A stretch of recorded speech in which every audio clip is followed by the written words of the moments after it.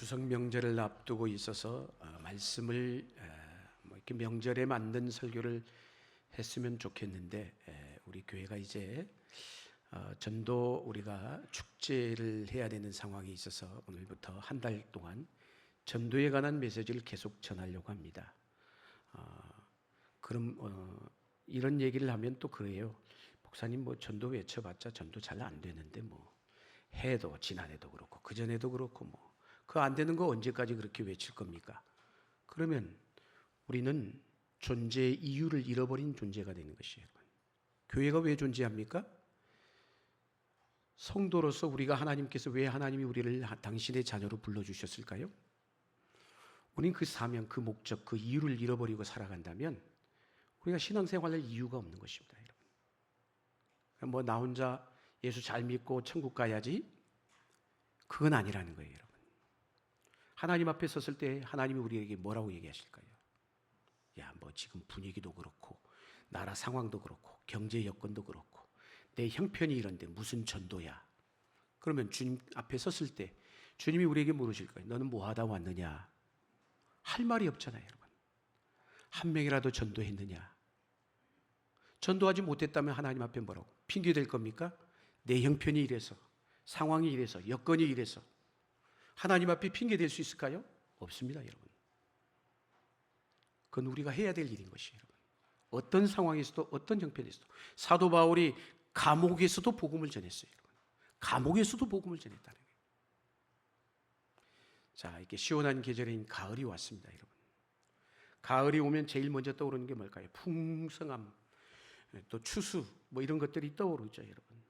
우리가 추석 명절을 앞두고 있습니다만은 들판에 연걸어가는 곡식과 열매를 보는 우리 마음도 흐뭇한데 1년 내내 땀 흘리고 수고한 그 농부들은 얼마나 기쁘겠습니까?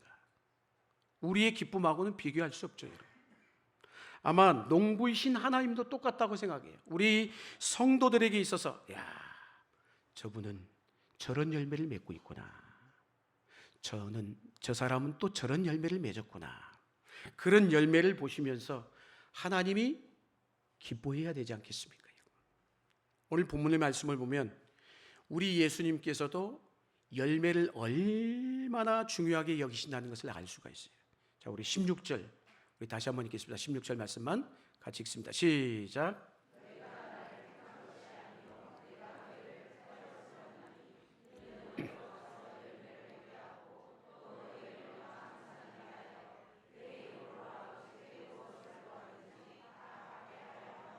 아멘. 이 말씀을 보면 우리 주님이 오늘 나를 왜 택하셨을까? 왜 성도라고 불러주셨을까? 당신의 제자로 삼으셨을까? 이유를 한마디로 정의를 내리고 있어요. 열매를 맺게 하기 위함이다 라고 있어요. 열매를 맺게 하기 위함이다. 뿐만이 아니죠. 앞선 2절에 보면은 이렇게 얘기를 하고 있어요. 2절 말씀 계속해서 읽겠습니다. 시작.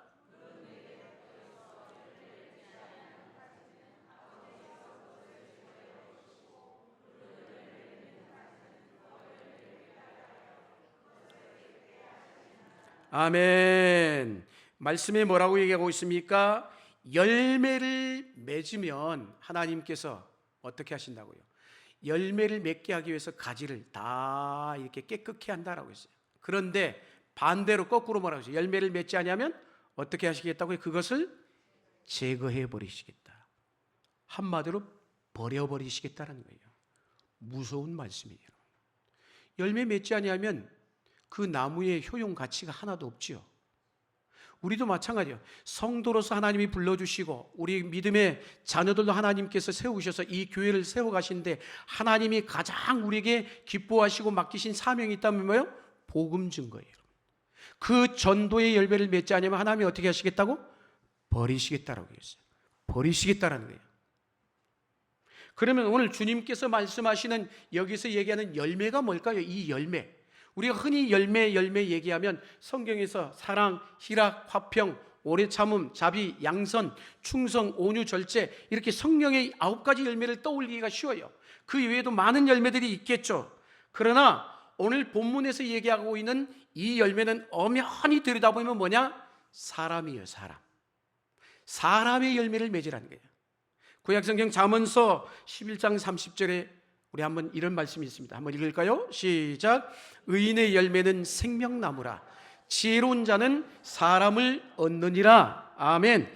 구원받은 믿음의 성도가 열매를 맺어야 되는데 그것이 뭐라? 생명나무의 열매를 맺어야 된다는 거예요.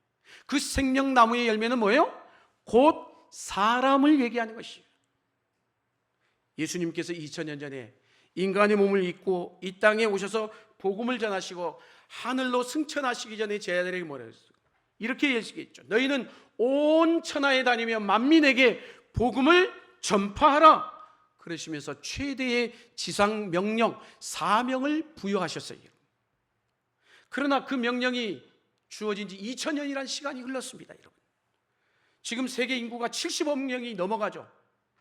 이 70억 명이 넘어가는 인구 가운데 아직도 여러분 한 번도 주의 복음을 듣지 못한 사람이 있어요. 70억 명이 넘어가는 가운데 한 번도 복음을 듣지 못한 사람이 몇 명이나 될까요? 한번 맞춰보세요. 몇 명이나 될 것 같아요? 예? 몇 명? 20억 명이 넘어요. 적은 수가 아니죠. 70억이 넘어가는 인구 가운데 아직도 주의 복음을 한 번도 들어보지 못한 사람이 몇 명? 20억 명이 넘는다는 거예요, 여러분.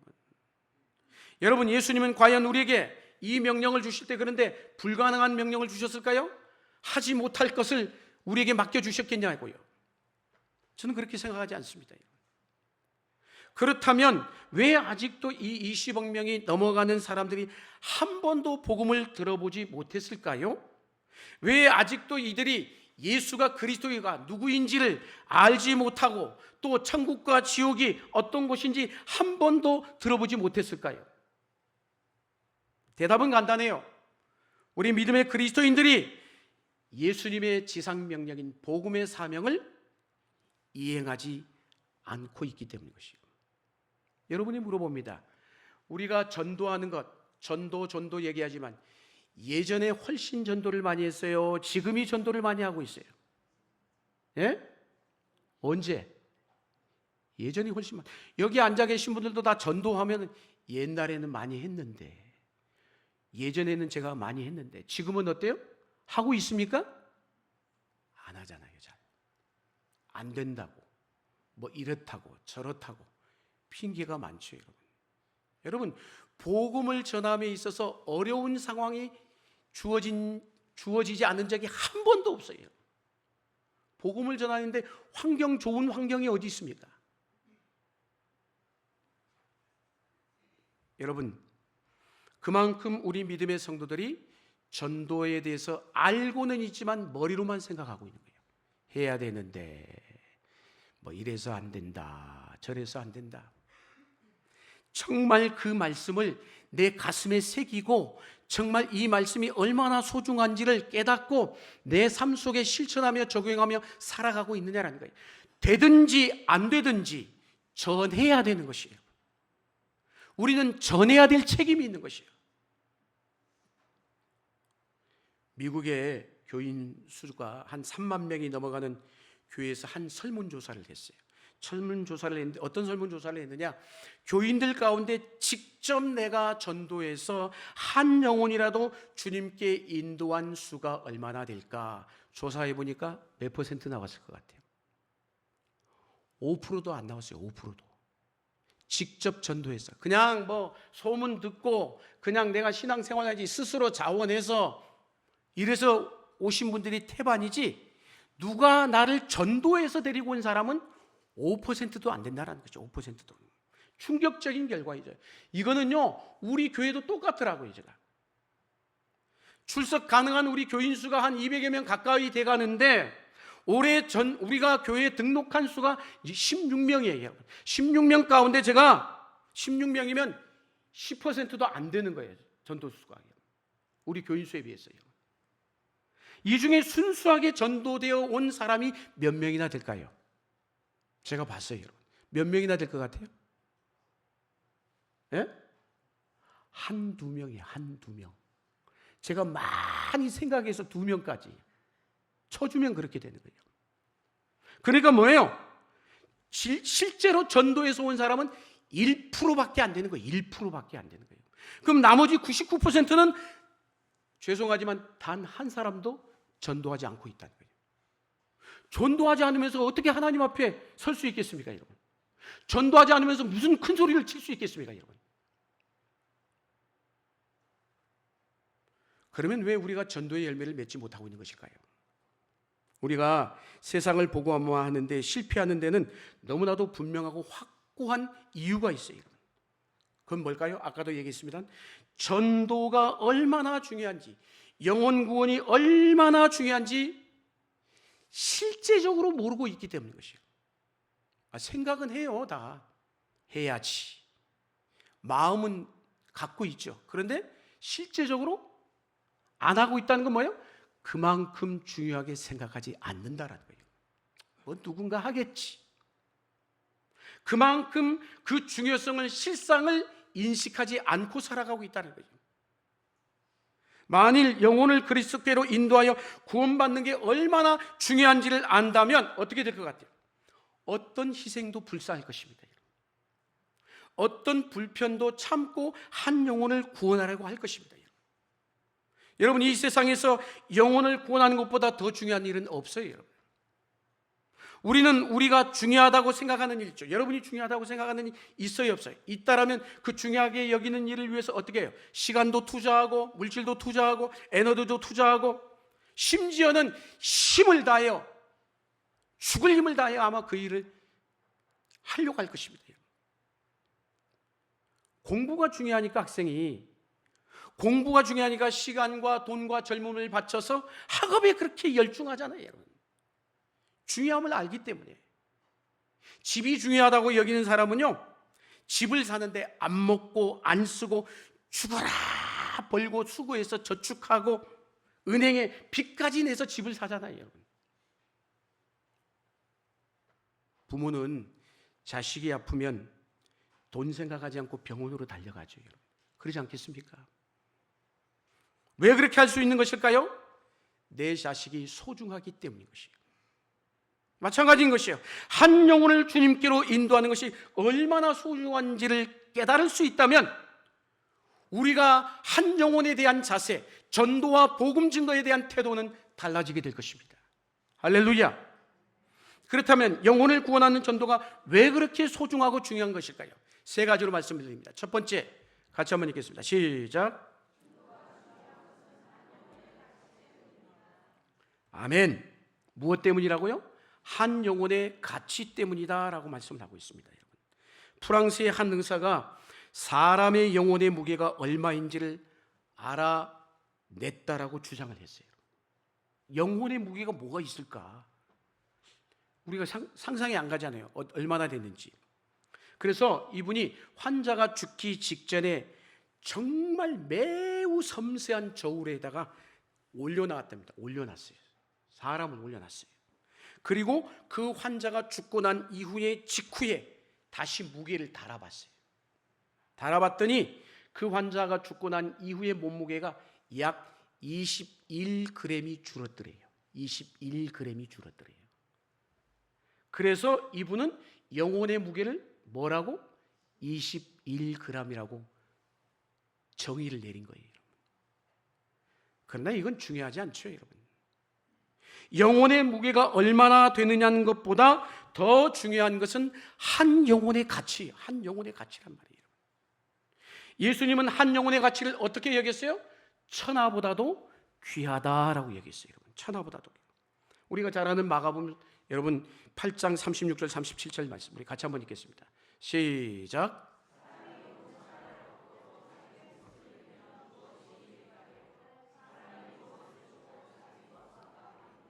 아멘. 이 말은 한 영혼이 온 천하보다도 뭐하다라는 거예요? 귀하다라는 것이에요. 인간은 하나님의 형상을 담은 인격적이고 영적인 존재입니다. 우리의 생명의 가치가 바로 여기에 있다라는 것이에요. 그러므로 이 세상에 아무리 귀하고 가치 있고 값비싼 것일지라도 그것이 우리의 생명을 대신할 수가 없다라는 것이에요. 이처럼 우리의 생명이 귀하기 때문에 하나님은 한 영혼을 살리시기 위해서 예수님을 이 땅에 보내셨고 그리고 예수님을 십자가에 피 흘려 죽게 하신 것이에요. 여러분, 전도의 중요성과 당위성이 바로 여기 있는 것입니다. 우리는 이미 예수 그리스도를 믿고 거듭난 사람들이에요, 여러분. 그러기에 한 영혼의 귀중함을 누구보다도 더 잘 알고 있습니다, 여러분.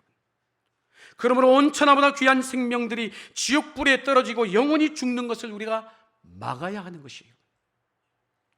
한 사람이라도 더 건져내야 합니다, 여러분. 우리가 구원받은 백성이라고 하면서 아직 믿지 않는 가족, 친척, 이웃의 영혼의 가치를 하찮은 것으로 여긴다면 그것이야말로 엄청난 죄가 될 수 있다는 것이에요. 십자가에 이미 지불된 예수님의 그 구원의 완성, 다 이뤘다라고 선포하신 그 주님의 선포를 잊지 마시고 영혼 구원에 힘쓰는 저와 여러분 될 수 있기를 주의 이름으로 간절히 축원합니다. 두 번째, 전도가 중요한 이유 같이 한번 읽겠습니다. 시작.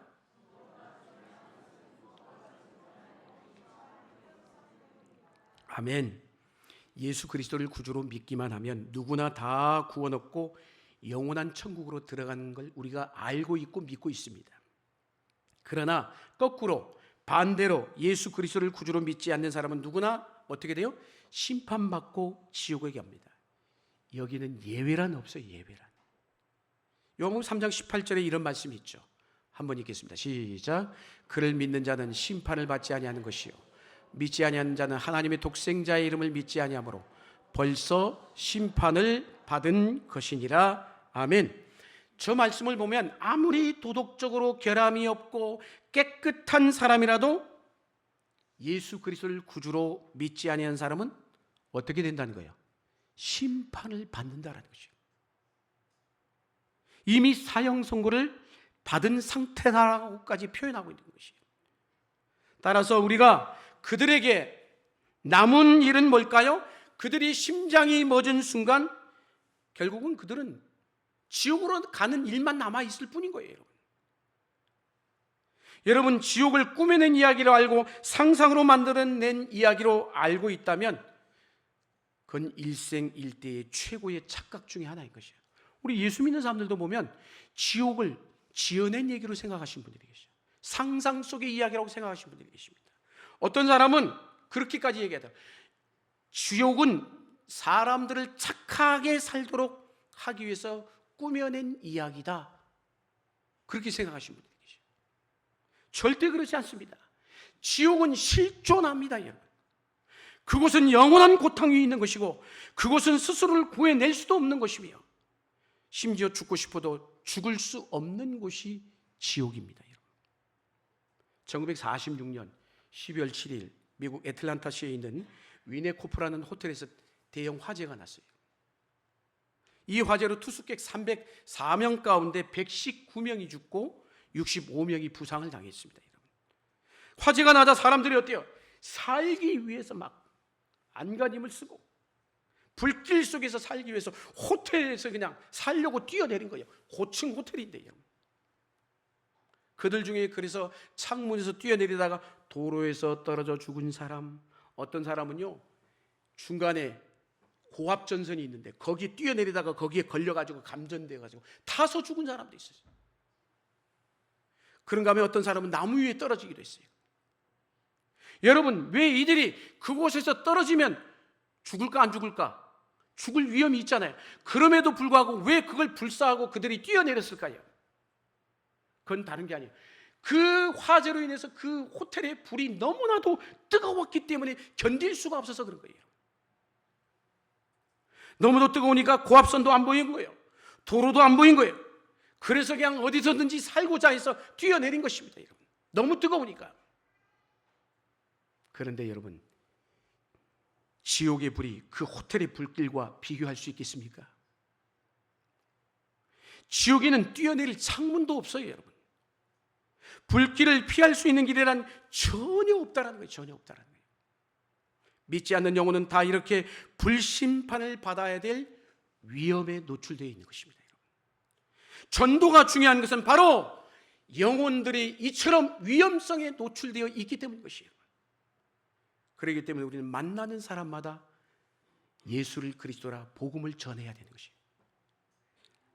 미국의 세들백 교회를 담임하시다가 지난해 은퇴하셨죠. 은퇴하신 우리 릭 워렌 목사님이 계십니다. 목적이 이끄는 교회라는 책으로도 써가지고 유명하게 알려진 목사님인데, 이 목사님이 세계적으로 유명한 목회자가 될 수 있었던 것은 그의 아버지의 마지막 유언 때문이었어요.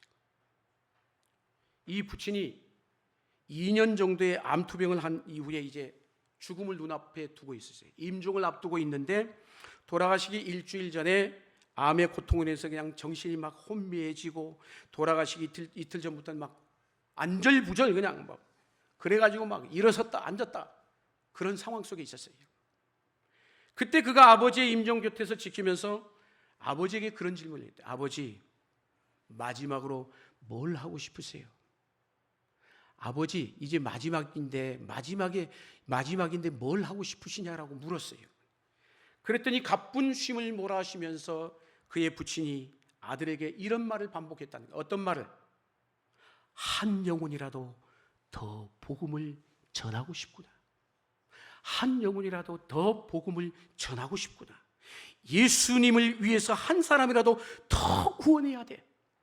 세상에 이 리고렌 목사님의 부친이 1시간 동안 죽기 직전에 1시간 동안 무려 이 말만 무려 150번을 한 거예요.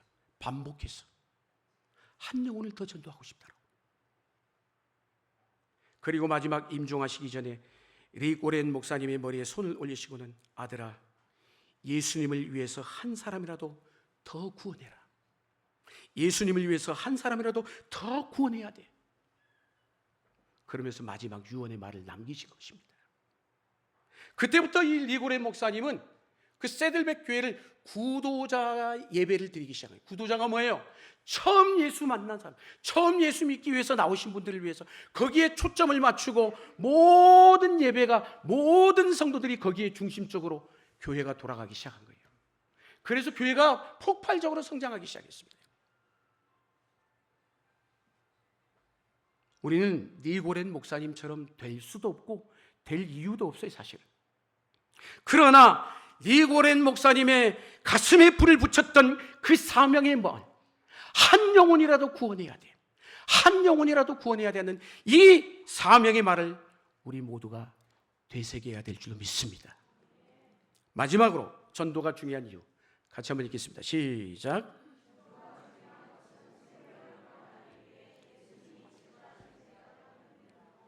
아멘. 예수님께서 십자가에 달려 돌아가실 때 7마디 말씀을 하셨죠. 그 중에 6번째 말씀이 뭐예요? 다 이루었도다. 테텔레스타이. 그 말은 이제 너희들의 죄값을 다 갚았다란 말인 것이에요. 그 빚을 다 청산했다란 말인 것이에요. 예수님은 우리의 죄를 속량하시기 위해서 십자가에 피 흘려 죽어주셨습니다. 여러분, 천하보다 귀한 한 영혼을 구원하시기 위해서 이보다 더 귀하신 당신의 생명을 대신 주신 것이에요. 성경은 우리에게 구원이 값없이 우리에게 주시는 하나님의 선물이다 라고 말씀하죠. 여러분, 그렇습니다. 구원을 위해서 우리가 한 것이 뭐가 있어요? 아무것도 없어요. 우리는 나의 구원을 위해서 한 것은 아무것도 없어요. 그러나 우리는 그저 예수님의 희생을 통해서 새 생명을 얻었다는 것이에요. 그러나 분명한 사실은 우리의 구원을 위해서 예수님께서 생명을 대신 희생하신 것입니다. 우리의 구원을 위해 엄청난 대가를 지불하신 것이죠. 어떤 사람도 여러분, 예수님께서 우리의 죄의 빚을 위해서 지불하신 고통을 다 이해할 수가 없어요, 여러분. 그래서 어떤 분이 그런 말을 합니다. 죽어서 지옥에 들어가 거기서 영원히 고통을 당해보지 않는 사람은 예수님이 당하신 십자가의 고통을 얼마나 큰지를 알 수 없다라고 얘기를 했어요. 그렇습니다. 우리의 구속의 대가보다 비싼 것은 이 세상에 없습니다. 여러분 가운데 혹시 산부인과 신생아실에 가보신 분 계신지요? 그 신생아실에 가면 어때요? 엄마들의 얼굴이 슬픈 얼굴을 한 엄마들이 있을까요? 한 사람도 없죠. 다 기뻐합니다. 아빠도 그러고 할머니도 할아버지도 심지어 온 식구들이 갓 태어난 신생아를 바라보며 다 미소 짓고 기뻐하죠. 왜? 새 생명 때문에. 우는 사람도 있지만 슬퍼서 우는 게 아니죠. 너무 기뻐서 우는 것이지. 그런데 이러한 새 생명의 탄생까지는 산모의 고통이 얼마나 컸겠습니까? 그동안 임신한 이후부터 10달 동안 불편하고 힘든 몸을 견뎌야 되잖아요, 여러분. 또한 출산할 때 그 출산의 고통 또한 오죽합니까? 여러분. 그러한 수고가 있어야 새 생명의 기쁨을 누리게 된 것이에요, 여러분. 여러분, 전도도 마찬가지인 것이에요, 여러분. 여러분이 전도한 사람, 혹 여러분 곁에 지금 앉아 계신지요? 그 사람을 바라볼 때마다 여러분 마음이 어떻습니까? 흐뭇하잖아요. 내가 전도한 사람이 저기 앉아서 예배를 드리다니. 그런가 하면 그 사람이 언젠가 훈련이 되고 양육받아서 주님의 교회를 위해서 헌신하는 일꾼이 되었을 때 그 보람은 이루 말할 수 없는 것이죠. 할렐루야. 사랑하는 성도 여러분, 왜 많은 사람이 세상을 떠나는데 왜 우리는 아직도 살아서 이렇게 존재하고 있는지요? 왜 많은 사람이 하나님을 알지 못하는데 우리는 먼저 왜 예수를 구주로 받아들이는 믿음의 성도가 되었습니까? 이유는 다른 게 아니에요, 여러분. 여러분을 통해서 예수를 믿기로 작정된 사람이 우리 주변에 아직도 있기 때문인 것이에요. 그러게 따라합시다. 전도는 내가 존재하는 이유입니다. 다시 한번 따라하겠습니다. 전도는 내가 존재하는 이유입니다.